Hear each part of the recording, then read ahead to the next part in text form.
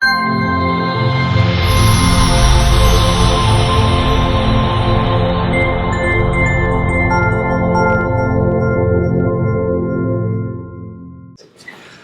well, I want to welcome everybody to our Developing a Business Plan class tonight. It is guest speaker evening, and so as an instructor, I always love the nights when I have a guest speaker because I can sit out in the audience like you and enjoy the presentation. We're going to talk about tonight the subject matter of media and digital media. And more is becoming the heartbeat and backbone of any business. You know, the very first class I taught here at UCLA was summer, and this is a summer quarter here, summer of 1993, and there's only one student in the entire class that had an email address. Man, have things changed. Back then, Facebook and LinkedIn, no one even knew what it was. And I wish I did, because I would have gotten a website, facebook.com or linkedin.com. Who knows where I'd be today. But it's an ever-growing area of business that we have to take very seriously and integrate into our business plan and our strategy. Tonight we're going to be addressed by Hugo Fernandez. He's president and CEO of Just Digital, and he's going to be going over what he does for his clients, how he helps businesses develop digital media strategies, branding from all aspects of the business. So without further ado, please welcome Hugo. Hi everybody, thanks so much. Thank you, Harry, for the special honor of being a guest speaker here. And I want to deliver some value to you guys. The main thing, let me stand over here because the camera, you told me to stay. But the main thing, I asked a bunch of entrepreneur clients and a bunch of entrepreneur friends what the number one thing they wish they would have known before going into business. 8 out of 10 said they wish they would have known how much work and how much of the business is spent getting and acquiring and keeping customers. It's the lifeline and it's the blood of your business. So today I want to talk to you guys about how to acquire customers, especially now with the tools that we have, and how to develop a simple marketing plan that you guys can start using to kick your business on into high gear. And I want to honor you guys for sharing those mission statements. I feel like entrepreneurs are some of the most passionate and driven people in the world. We're driven by a purpose, we're driven by a mission, and hearing your mission statements and hearing what you guys are up to is pretty exciting. So the number one question that I get asked is, again, how do I get more customers and how do I make more money, right? I'm talking about like attorneys, medical practitioners, consulting clients, people in a coffee shop, all across the board in every single industry. It's how do I get more customers and how do I grow my business? Because in order to do what you love, you need customers. You need customers that allow you to do the best work possible. And I'm going to share with you a couple of testimonials, a couple of clients that we've worked with across different industries. This particular client, his name is Sal. He runs Sal Floral Design up in the Seattle area. And when I met him, he was doing floral arrangements in his basement, right? And within 6 months, he was able to gain incredible market position. He was named the #1 florist by a lot of media outlets. He won the Seattle Wedding Show. And he was able to automatically position him as a premium floral designer in the market, right? So he went from doing flower arrangements in his basement to charging $10,000 for a wedding. He also opened up 2 locations in downtown Seattle, waterfront location, and is crushing it right now. I put this one in last minute because we have a French student in here. And Kevin, let me go back. What happened? Kevin, he actually he's French. He's a French native. He lived in Brazil. He grew up in Brazil, and he started an industry. He started in the modeling agency world and working for body parts modeling. So his company actually works with models that do like Clorox and do a lot of hand commercials and feet commercials and so forth for different types of products that need close-up shots. So he has models, and his models go out within 3 months after launching his campaigns and launching his site. He was able to gain, again, a solid market presence, and we ranked him on the first page of Google, and he was able to make money again in 3 months. Here's another client that we worked with, entering a new industry. Previous to this, he was in direct sales and entered a new industry. He launched a couple of best-selling books Now he built a 7-figure business in a couple of years. Got some major publication, Forbes, Entrepreneur, Time. Basically, what he does is he helps entrepreneurs. He's a coach, motivational speaker, and he was able to gain 120,000 followers. Again, these are mostly from scratch, right? Somebody who they just need a simple plan to follow so they can start getting some traction. Last case study here is he had a $23 million tax practice, just regular service businesses. Exited that tax practice, and then he built a consulting business from 0 to $2 million in recurring revenue in 2 years. And what he does is he teaches accountants how to do a very specific type of work. So he does coaching, consulting, he sells, has training programs, and so forth. We just did a launch with him with some of the strategies that I'm going to share with you guys, where we sold $400,000 worth of product in a 4-hour presentation that we did for him. So that was pretty exciting, just being able to, that was probably our biggest campaign in the shortest amount of time. But the biggest thing that I love about what I do is that each and every one of those entrepreneurs started because they had a passion for what they were doing. They started for one of 3 reasons. They either loved what they were doing, like the florist, he loved doing floral designs. So they started, you started because you love what you do. Others started because they wanted more freedom, they wanted to live life on their terms, they wanted to live a better quality of life. And the third thing is some of them quite frankly wanted to make some money, right? If you're entrepreneurship, how do you guys want to make money? Okay, cool. So we all got into it. We're all getting into this for one of those 3 reasons. We love what we're doing. We love the pastries. We are passionate about helping veterans or helping moving our cause. But we also want to live freely, right? We see entrepreneurship as a way for us to achieve a desired goal, a desired outcome.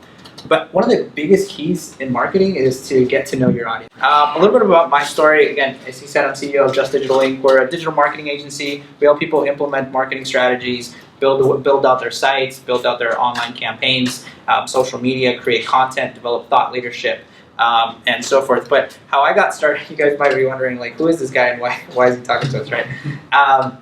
So, I mean, I've been an entrepreneur by default. Since my marketing methods started when I was 3, and I would grab customers by the hand and take them to my mom's food cart, in front of our church, right? So that was my marketing strategy back then. But I always saw entrepreneurship as a way out. I grew up without very much, and I always wanted more. So I believe that entrepreneurship is a journey of personal development, one that forces you to go outside of yourself in order to serve your customers, to serve your demographic. And if you want to have a sustainable business over a long period of time, you got to have a couple of key ingredients. One is obviously the passion for what you're doing, but the second thing is you got to deliver real value to real people. You got to create valuable solutions that improve the quality of life of your customers, right? And based on that, that's where the customer acquisition blueprint starts, is where your what your value proposition is. What are you doing for your customers? I'm gonna give you the big picture in the next slide. I'm gonna give you the big picture of, like, if you wanted to build a solid online presence, here's all the mechanics, here's the tactics of how to do it, and then we're gonna dive into some more of the strategy behind it. So these are 10 things that we do, 10 keys to an epic online presence. The first one is you got to have a strategy, which you guys are working on in this class. You guys are working on your mission statement. You guys are working on your product market fit. You guys are working on a lot of different things to get your business going. So you got to have a solid strategy. Number 2 is you got to have a consistent brand. The consistent brand, it's really, really simple, but it comes down to the logo, the colors, the images, the messaging, your mission statement. Again, everything goes into that across all your platforms, whether it's a printed brochure or your website, your social media channels, your social media posts. It's gotta showcase that, okay? And I'm gonna dive, depending on time, I can dive deeper into the tactics and the mechanics of a lot of these. Third thing is your website. You gotta have a solid website, the clean, modern design.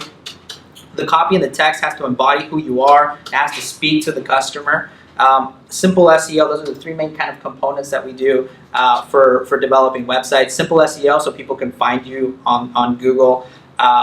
Number 4 is your other accounts, your Yelp page, your Google page, other industry directories. Like, so if you're in a place if you have a coffee shop, it would be like all the directories where coffee shops are at. CPAs, you make sure you're in QuickBooks for Pro Advisors. You make sure you're in a bunch of other industry directories, right? Number 5 is all your social media accounts, and again, make sure they're all consistent across the board. I'm gonna dive deeper into 6, 7, and 8, and 9, and 10. But you gotta have something that generates leads. We call them lead generation magnets. That's something like a free report. So if you're, again, in accounting, it would be, or let's take renewable energy, right? And I didn't quite get what specific product you were doing, but let's say you're a solar company. It'd be like 3 things you can do to save money on your electric bill, right? And then it goes into an audit. That would be number 7, which just goes into a marketing sequence where you're educating your customer. 9, content marketing, putting out videos, putting out content like what Harry's doing here, and that creates thought leadership. So that starts attracting people who believe what you believe, who believe in your mission, and number 10 is paid traffic. That's a lot. I'll dive into it a little bit, and I'll answer questions here. But the biggest thing is getting the message right. Okay, I believe that who you are is who you attract, and you have to be intentional about about designing the brand that you want, doing the I don't want to use the term soul searching, but having self-awareness to know why you're in this game, to know why you're moving forward. And you guys are doing a lot of work with the mission statement. Have any of you guys seen the TED Talk by Simon Sinek, Start With Why? We showed it in the class. Okay, beautiful. So you're familiar with this diagram, right? And this is literally how I create all the marketing messages. If you're running advertising campaigns, I can't stress enough, because if you run ad campaigns selling accounting services, everybody else is doing that, because everybody knows what they're doing, right? I sell coffee, I sell cupcakes, I sell accounting services, I sell renewable energy, I sell coaching, right? Some people are kind of good at understanding how they do, how they deliver that. Well, we create a beautiful experience and so forth. But that's the why is what's going to separate you from your competition. The why is what's going to make you different. You can't replace your heart. You can't replace that mission, that purpose. And not only does that translate into marketing, that translates into your culture. That translates into your vendors, into your team, into your customers. It translates into your entire organization. Okay? So for me, the reason I do what I do is because I believe entrepreneurs are wired to solve problems. And if we develop more entrepreneurs and help them succeed, we can solve a lot of the problems in the world, because there's a lot of problems. Some of you guys that are a little bit more socially active and want to create culture shifts and transformation like that, entrepreneurship allows you to do that. But you need to make money to be able to sustain the message, right? I work with a lot of thought leaders, a lot of experts, a lot of #1 best-selling authors. And that's one of the biggest keys, is figuring out the business model for that, which we're going to dive into. But understanding who you are, why you're in it. So perfect. I mean, and if you see the common theme, I believe that's a unifying human journey.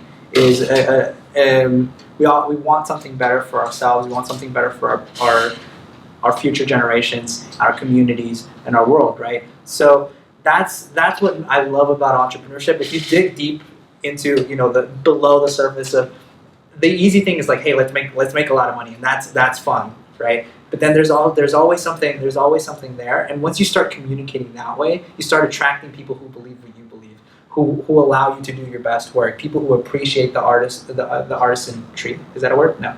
But all the effort and love. Have you read E-Myth Revisited? I saw it in person. Yeah, it's in the recommended reading. That's actually recommended read for the class. Did you read that book? Me? Behind the girl. What's her name? Sophie. That's a really great book for you, because the whole book is profiling.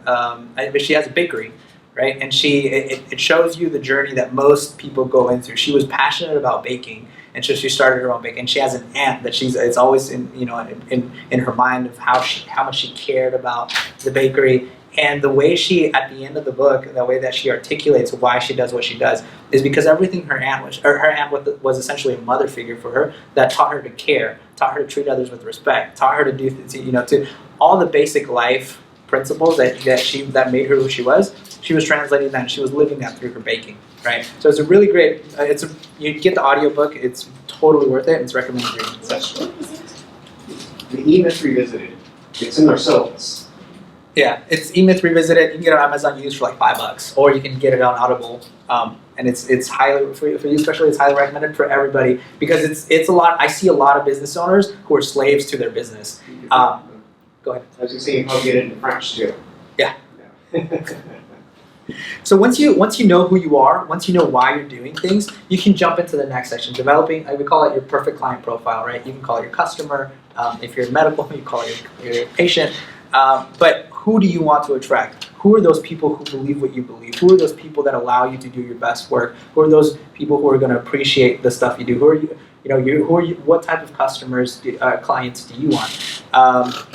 And there's some basic questions. This is a worksheet, but you can just literally Google customer avatar worksheet. There's a ton of things, but the basic things that you should ask are.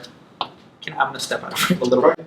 Okay, cool. The basic things that you should ask, or you can't really see that, but their goals, their values, their basic demographics, age, gender, marital status, what's their favorite quote, what's their job title, what's their annual income, right? So break all that down. I can probably, if I send you some of these diagrams, like, can you email? Sure. Yeah. Okay, cool. Email them to your class. But also, they're part of. I'm sure they're part of the curriculum. You've touched some of these, but I usually create at least 3 of these, 3 perfect client profiles, because you're serving people at different levels, right? You're serving maybe lower income communities that you were passionate about helping, and then maybe some high net worth individuals, or freelancers and solopreneurs are notorious for, because I deal with a lot of businesses that help people with tax problems.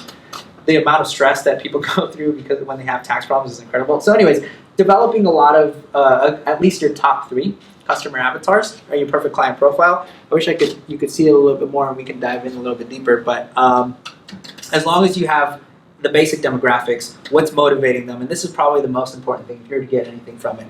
What's the most valuable thing your clients want? Give them exactly that, okay?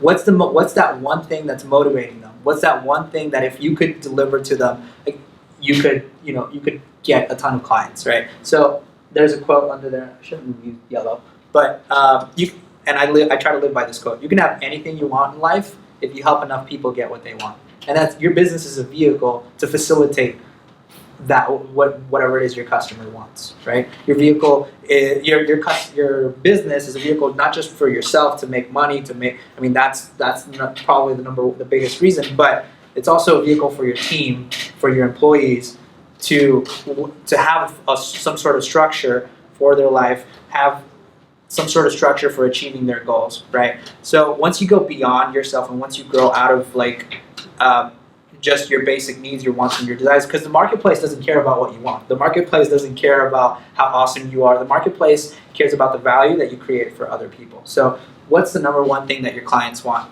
And figure out how to give them that. And when we structure marketing campaigns, we structure it in this exact form, at least a copy of it. When we're running advertising campaigns, we touch on the feelings, we touch on the emotions, because as humans, we tend to be irrational creatures. We tend to base a lot of our decisions. We think we're rational. We think we can think things through and not make impulse decisions. But every single decision, there's emotions, there's feelings, there's all these different things involved. So what marketing forces you to do a little bit is to become a practical psychologist, to know what influences people so you can influence them.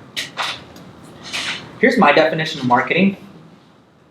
It's communicating value to the people you want to serve in an effort to lead them to a decision, right? I'm just communicating value in how they would articulate it, right? In an effort to lead them to do more business with you. My definition of sales is as simple as that, an exchange of value. You're exchanging the value that you created in your business for money, right? But sales can also be an exchange of like moral values or an exchange of ideas, right? As long as I give you an idea and you guys accept that, a sale just happened. Everything says sales.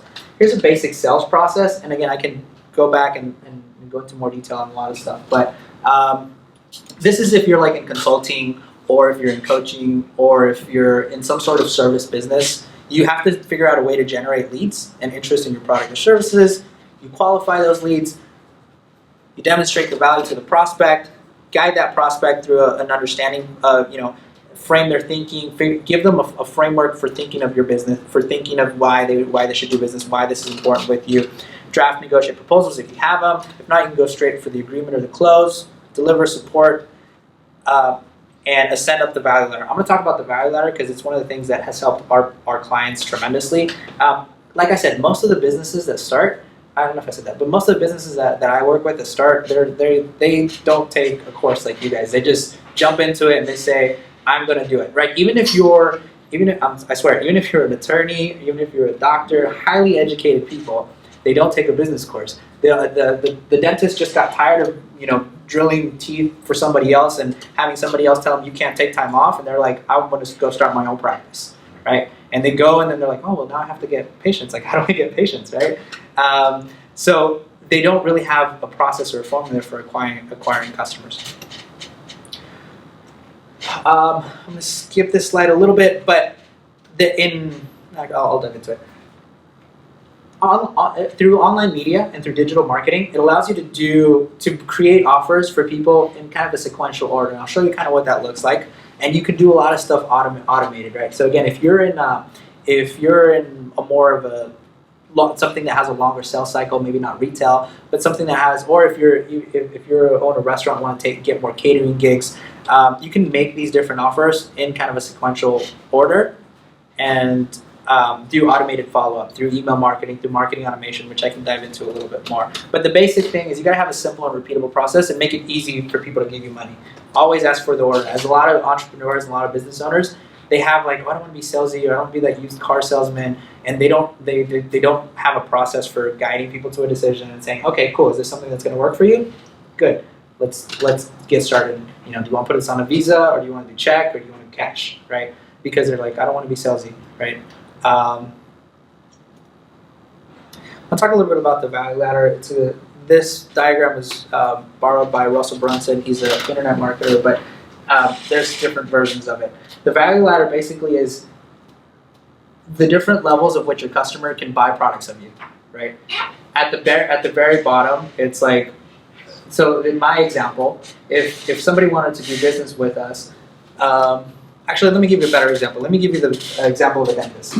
So a dentist will get you in for a basic teeth cleaning, then they'll move you up the value ladder to get you to do some whitening, then maybe some retainers, and then maybe some cosmetics, veneers, and so forth, right? And each thing, as it goes up, it increases in value. So the teeth cleaning, I don't know, some dentists charge $75, others charge $200, right? But then the whitening, that's maybe a $500 thing. The retainers, that's a couple $1,000. The cosmetics can be $20, $30, $40, $50,000, right? And then they have the recurring stuff, which is 6-month checkups. So figuring out what your value ladder is super, super crucial.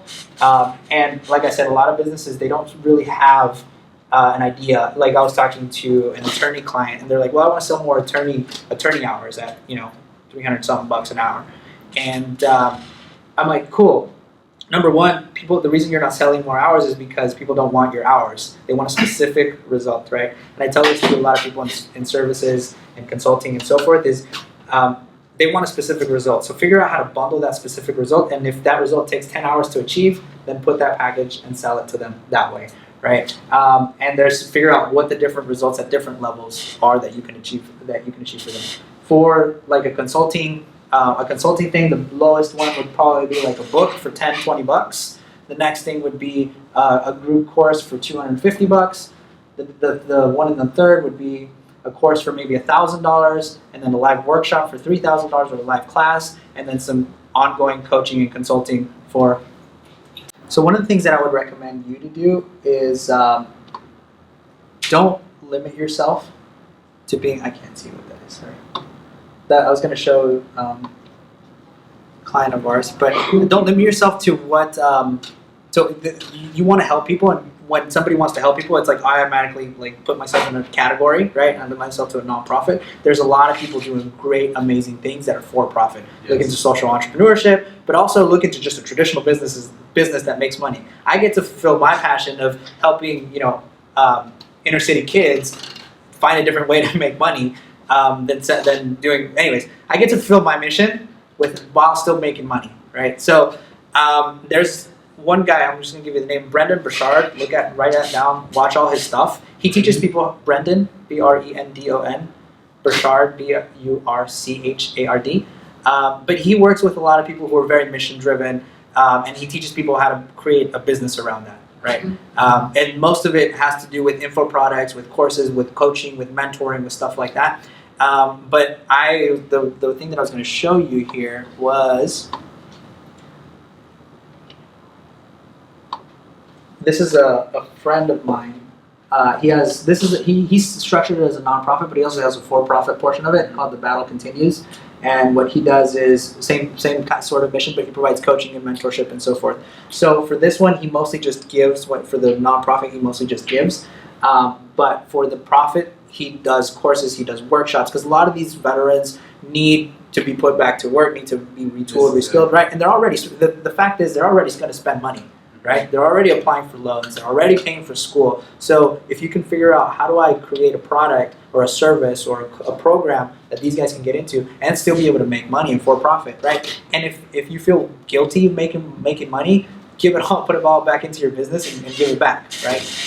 But I found that a lot of really good-hearted people just have to rewire their perspective of why they make money. There's another organization, and these two ones that I'm showing you are not clients, but they just came to mind. This is called Conbody, and it's a former convicted felon who started a gym in New York, and he was all over the press. But his whole thing is, he used to be a drug dealer in Lower Manhattan, and he got arrested, got put in jail, and through that, he wanted to be an entrepreneur. He wanted to start a business, right? So, because that's what he did. When you're in that kind of environment, you're always hustling. You're always trying to make stuff happen. So what he did was he developed a workout routine for how to just using a pull-up bar and your own body weight to get fit, right? Because that's what you do in jail, you get fit.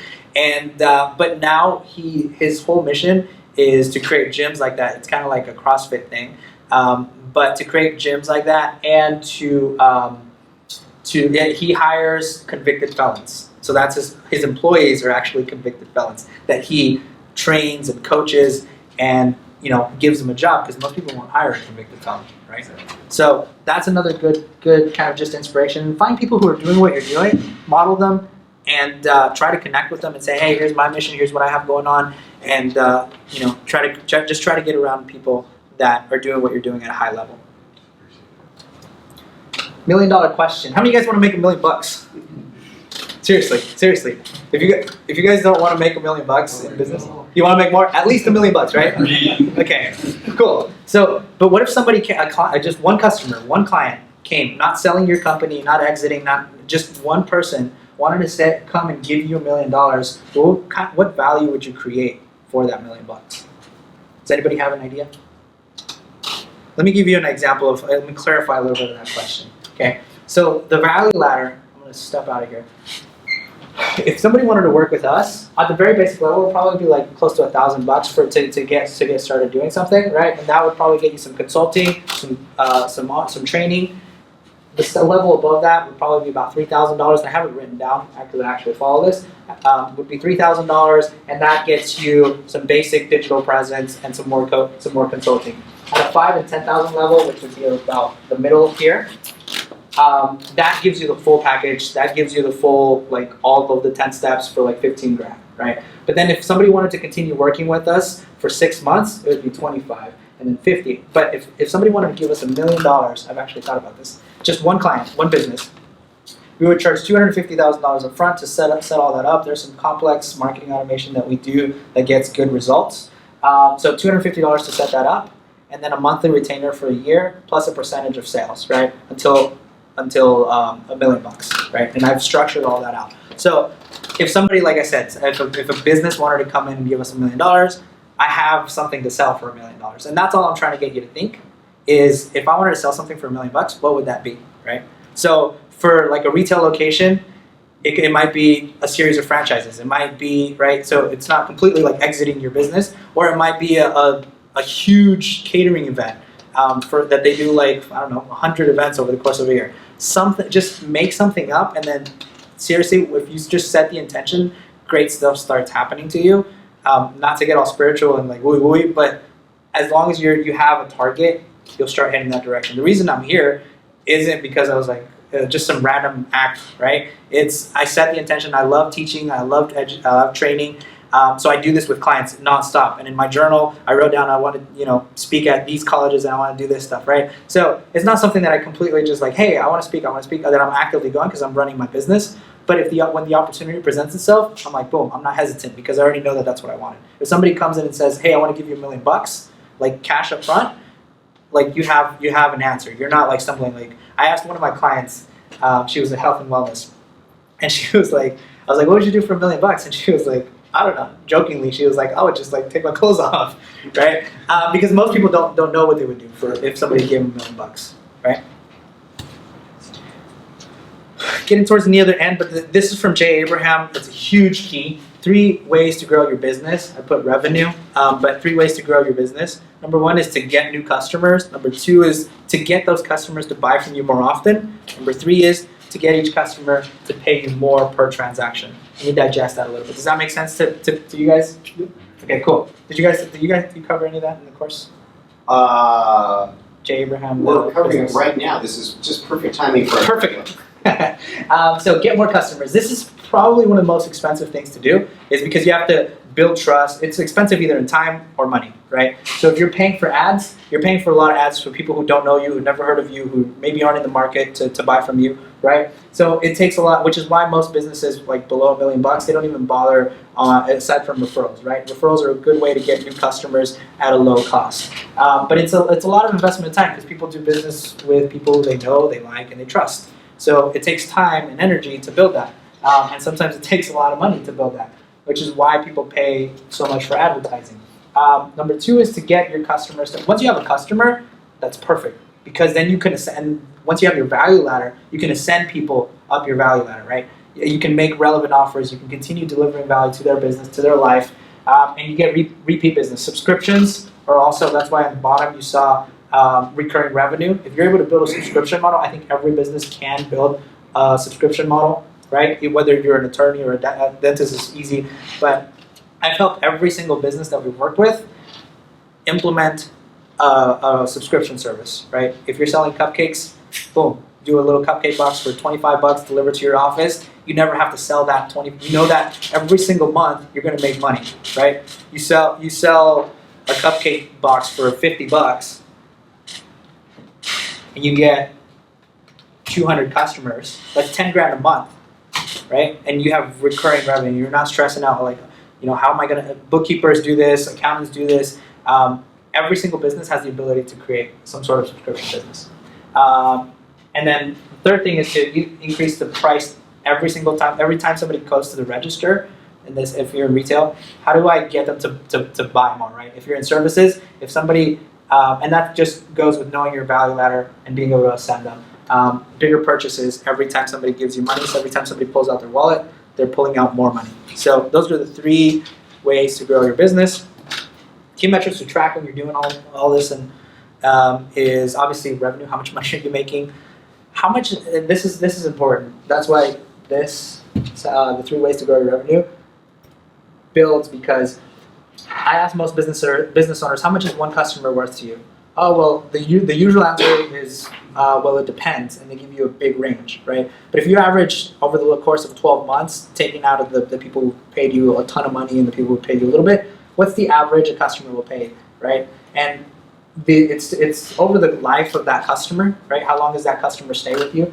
But what is it? I simplify it as like, what does a customer pay you over the course of a year, right? So if you, I keep going back to the coffee shop because that's the one that's pretty simple. But how do you get more customers to come back more frequently, right? Do you implement a rewards program? Do you give promotions? What do you do to increase the lifetime value of that customer? How much does it cost to get each customer? If you're a small business, you're probably not tracking that either, because if you're like, I'm not spending for advertising and so forth. But that's a key metric to track, because once you know how much each customer is worth to you, and you know how much it costs you to acquire a customer, then you can start doing ads, right? So say, for example, you know that each customer is willing to pay you $3,000 over the course of a year. Okay. Would you be willing to pay $100 in acquisition and advertising to get one customer? Yes or no? Right. Cool. So then you know, and when you get into the advertising game, it's like who's willing to pay more to get that customer, right? So if you're in a competitive industry like insurance, Geico and farmers and so forth are just crushing it with ad spend. So if you have an independent insurance company, you're probably not going to go that route because it's like $80 a click on Google AdWords, right? And I can talk a little bit more about that. But then you start also budgeting what your marketing budget is. I usually recommend people, and people usually don't go all the way up to 10%, but anywhere from 5 to 10% in marketing dollars. I would do half for a team or creatives and people building your stuff, and then half directly paid to get attention for ads, for trade shows, for whatever it is you're doing to get attention. Numbers don't lie, but you got to know your numbers in order to know the truth. Okay, well, I want to give a round of applause for Hugo.